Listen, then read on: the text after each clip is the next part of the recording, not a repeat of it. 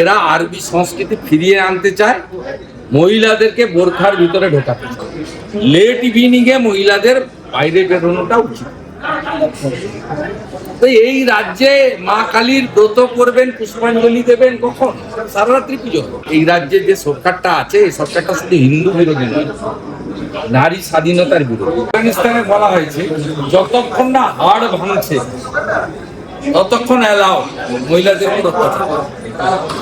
আজকে সেই কারণে প্রগ্রেসিভ মহিলারা বাংলাদেশকে জামাতকে রুখে দিয়েছে, কিন্তু অ্যালার্মিং এটাই পশ্চিমবঙ্গের বর্ডারে জামাত দিতেছে এবং এই জামাতিরা পশ্চিমবঙ্গ শাসন করছে। এরা মহিলার অধিকার, মহিলা কর্মসংস্থান কারণ মুখ্যমন্ত্রী আলাপন বন্দ্যোপাধ্যায়কে দিয়ে তার যে অ্যাডভাইসারি বের করেছিলেন আরজি করের পরে, তাতে বলেছিলেন ওয়ার্কিং ওমেন তারা যেন আফটার ইভিনিং কাজে না যান। আর লিখিত এগুলো তো ভোটে আমরা নিয়ে বেরোব।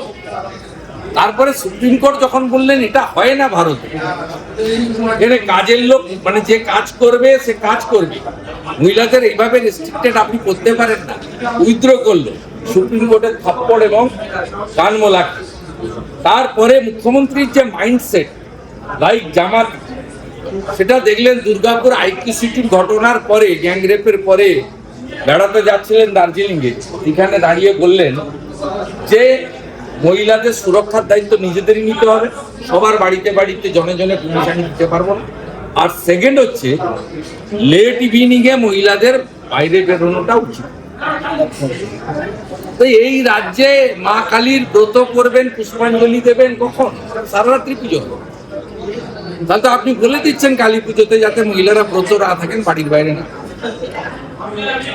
স্বাভাবিক ভাবে এটা খুব পরিষ্কার, এই রাজ্যে যে সরকারটা আছে, এই সরকারটা শুধু হিন্দু বিরোধী নয়, নারী স্বাধীনতার বিরোধী, নারীর অধিকারের বিরোধী এবং এরা আরবি সংস্কৃতি ফিরিয়ে আনতে চায়, মহিলাদেরকে বোরখার ভিতরে ঢোকাতে চায়।